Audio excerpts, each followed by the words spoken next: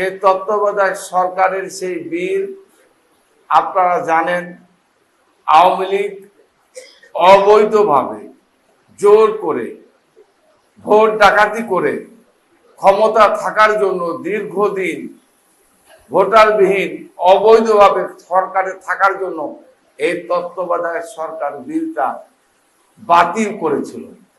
আজকে কিছুক্ষণ আগে আমাদের মহামান্য আদালত সুপ্রিম কোর্ট এই তত্ত্বাবধায়ক সরকারের বিল পাশ করেছে। এটা আমি মনে করি বিএনপির জন্য নয়, এই বিল বাংলাদেশের মানুষের জন্য। এটা একটা বিজয়, এটা বিএনপির বিজয় নয়, এটা বাংলাদেশের মানুষের, সাধারণ মানুষের বিজয় বলে আমি মনে করি। প্রিয় ভাইয়ের আমার, বিএনপি বাংলাদেশের মানুষের মাটি এবং মানুষের রাজনীতি করে। বিএনপি পার্শ্ববর্তী রাষ্ট্রের দালালি, তাদের রাজত্ব, তাদের নির্দেশে বাংলাদেশে তাদের অঙ্গরাজ্য হিসাবে বাংলাদেশকে পরিচালিত করা হোক, সেই আওয়ামী রাজনীতি বিএনপি করে না। বিএনপির রাজনীতি হচ্ছে বাংলাদেশি জাতীয়তাবাদ, বাংলাদেশের স্বাধীনতা, বাংলাদেশের সার্বভৌমত্ব, বাংলাদেশের গণতন্ত্র, বাংলাদেশের মানুষের ভোটের অধিকার, বাংলাদেশের মানুষের কথা বলার অধিকার, এই রাজনীতি করে হচ্ছে বিএনপি। আর এই জন্যই বাংলাদেশের মানুষের উপর বিএনপির বিশ্বাস আছে বলেই আমরা, আস্থা আছে বলেই আমরা বারবার এই তত্ত্বাবধায়ক সরকারের দাবিতে গত 15.5 বছর আন্দোলন সংগ্রাম করেছিলাম। আমাদের অনেক ভাইকে আত্মহত্যা দিতে হয়েছে, রক্ত দিতে হয়েছে এবং গুম হতে হয়েছে।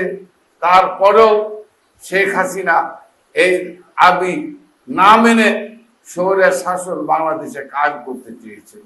প্রিয় ভাইরা আমার, আজকে এই তত্ত্বাবধায়ক সরকার আগামী 4th 10, এই 3য় 10 অন্তর্বর্তীকালীন সরকারের অধীনে নির্বাচন হবে।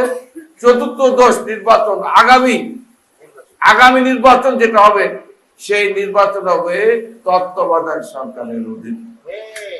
প্রিয় ভাইরা আমার, আমি এই জন্য আমরা বর্তমান সুপ্রিম কোর্ট বিচারক, এদেশের জনগণের পক্ষ থেকে অভিনন্দন জানাই, বাংলাদেশের জনগণের পক্ষ থেকে আমরা তাদেরকে ধন্যবাদ জানাই। প্রিয় ভাইরা আমার, আমি এই জন্য মনে করি আজকে বাংলাদেশে আইনের শাসন, বাংলাদেশে প্রতিষ্ঠিত হয়েছে, যার উদাহরণ আমার অবসরপ্রাপ্ত কর্মকর্তা ভাইয়েরা আপনারা দেখেছেন। যুদ্ধ অপরাধী বিচারের নাম দিয়ে এক সময় বাংলাদেশের রাজনীতিতে অনেক নিরীহ, অনেক মানুষকে যুদ্ধ অপরাধের নাম দিয়ে জুডিশিয়ালি কিলিং করা হয়েছে।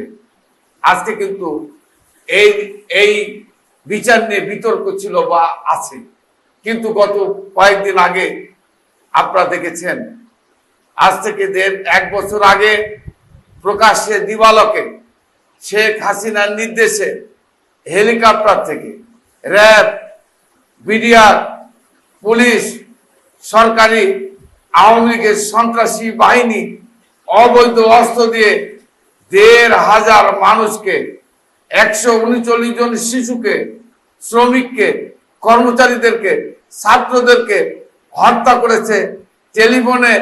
টেলিভিশনে নির্দেশ দিয়ে শেখ হাসিনা যাদেরকে হত্যা করেছিল, এটা সারা পৃথিবীর মানুষ দেখেছে।